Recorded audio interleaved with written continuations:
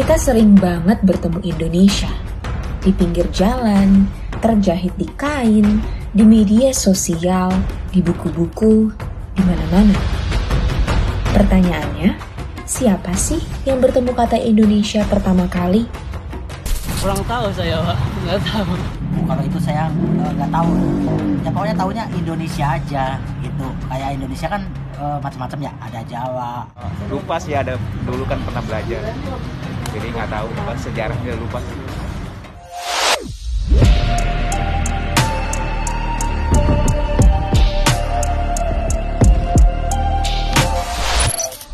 Bercerita tentang nama Indonesia sesungguhnya bercerita mengenai pertukaran gagasan lintas batas dan kegigihan bangsa terjajah melawan ketidakadilan.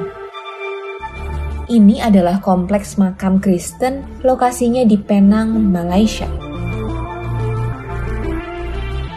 Meski ada di negeri tetangga, di tempat inilah sepasang guru dan murid pencipta istilah Indonesia dimakamkan.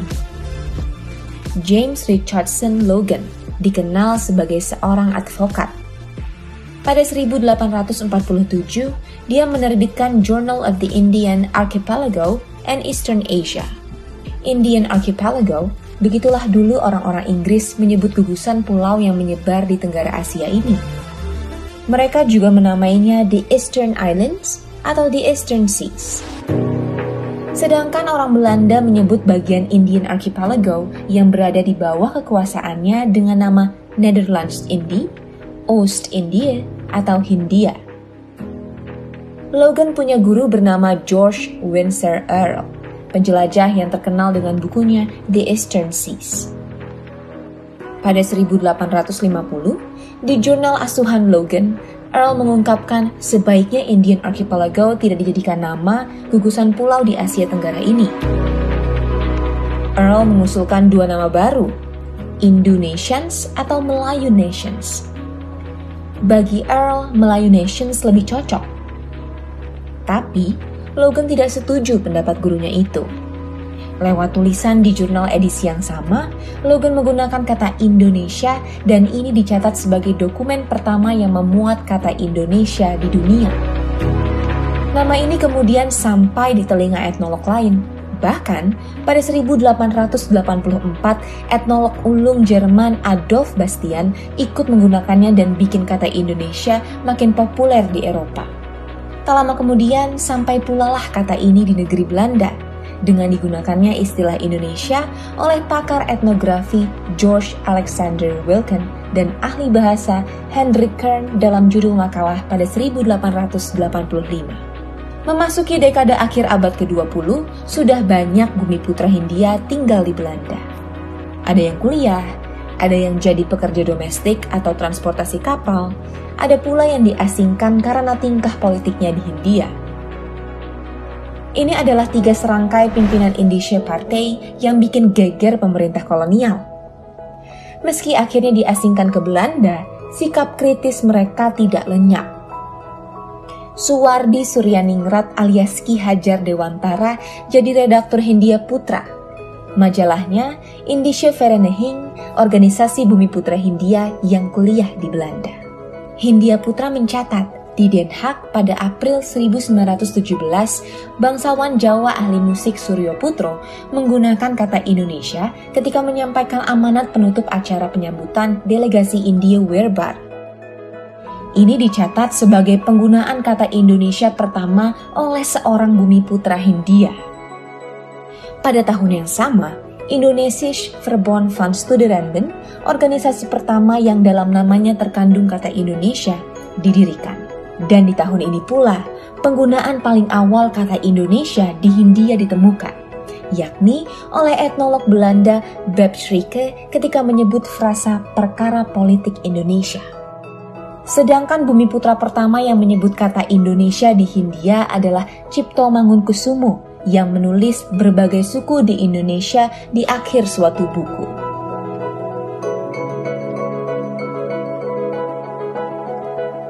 Dari era Logan sampai Cipto, di dekade kedua abad ke-20, kata Indonesia bertransformasi.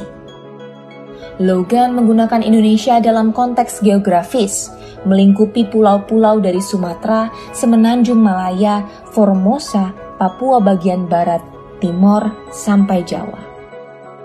Sedangkan Wilken mengartikan orang Indonesia sebagai populasi dengan budaya dan bahasa tertentu yang mirip, melingkupi juga orang di Hindia, Filipina, Madagaskar, daratan Asia Tenggara, dan Formosa.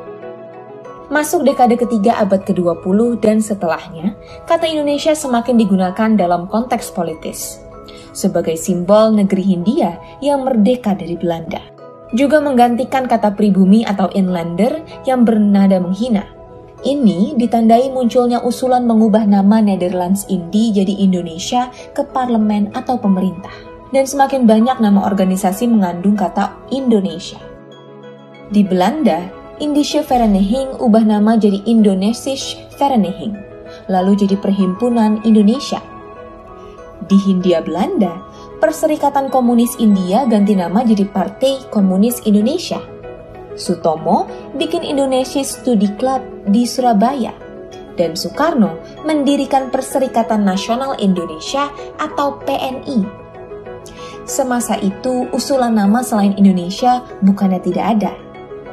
Ada Insulinde, terinspirasi novel Max Havelaar karya Multatuli. Ada yang menggunakan Indier, yang dalam prakteknya mirip India jajahan Inggris.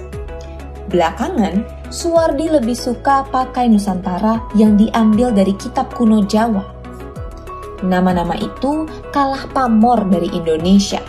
Bahkan, pada 1928 di Batavia, Organisasi Pergerakan dan Kedaerahan melangsungkan ikrar Sumpah Pemuda, menyatakan bertanah air, berbangsa, dan berbahasa satu, Indonesia. Meski begitu, tidak semua orang sepakat dengan nama Indonesia.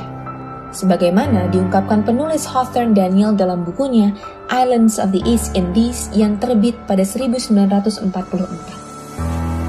Tapi toh pada 17 Agustus 1945, para pemimpin bangsa sudah punya pilihan pasti mengenai nama republik yang ingin mereka proklamasikan kemerdekaannya. Indonesia. Proklamasi. Kami, bangsa Indonesia, dengan ini menyatakan kemerdekaan Indonesia. Hal-hal yang mengenai pemindahan kekuasaan dan lain-lain diselenggarakan